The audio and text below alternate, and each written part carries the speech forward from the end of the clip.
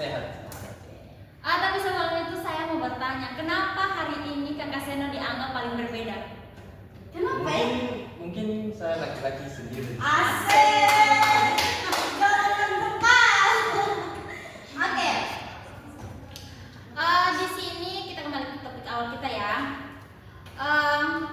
Untuk Kakak Seno, Kakak Seno bisa buka obrolan kita saat ini dengan menggambarkan tentang toleransi antar suku dan budaya di era digital ini. Coba Kakak Seno memberikan sedikit gambaran yang Kakak Seno ketahui tentang toleransi antar suku dan budaya di era digital ini.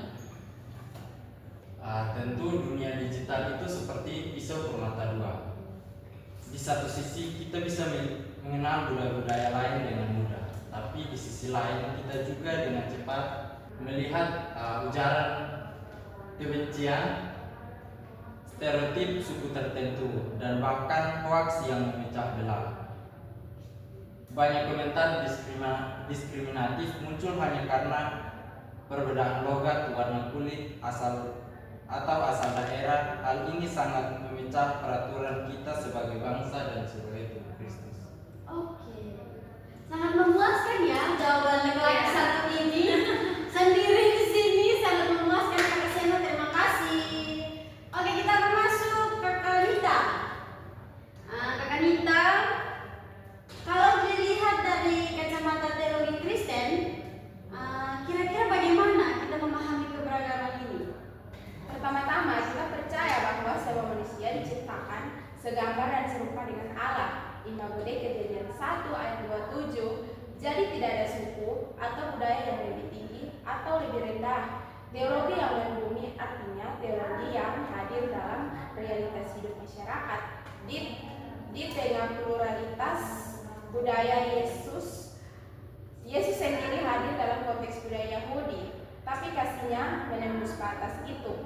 Seperti dalam Galatia 3 ayat 28, dalam Kristus tidak ada orang Yahudi atau Yunani.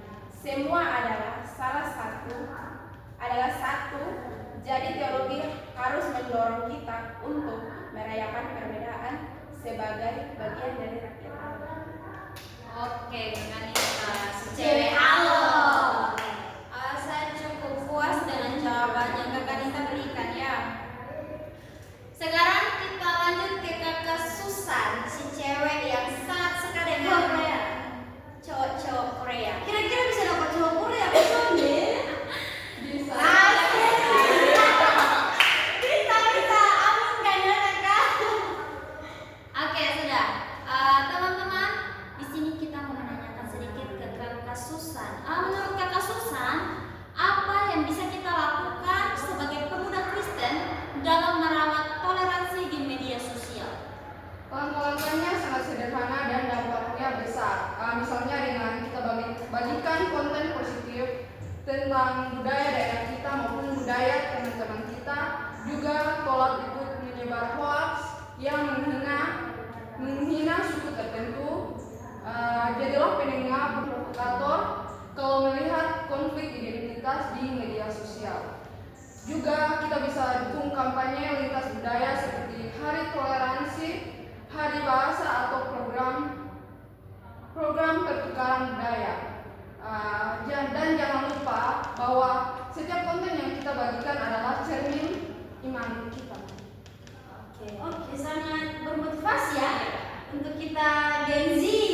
Kita Gen Z. Oke, kita masuk ke Kakak Seno, laki-laki sendiri. Oke Kakak, dalam podcast sebelumnya Kakak juga pernah kasih refleksi yang menyentuh tentang Aradini. Kali ini apakah ayat yang cocok untuk jadi pegangan kita? Saya teringat dalam kitab Roma pasal 12 ayat yang ke-18, jika mungkin dapat hiduplah dalam kedamaian dengan semua orang. Ayat ini adalah panggilan teologis untuk hidup damai bukan hanya dalam gereja tetapi juga di dunia digital, dalam masyarakat yang plural. Kita tidak bisa melihat lahir dari suku mana, tetapi kita bisa melihat untuk menghargai setiap manusia yang berbeda.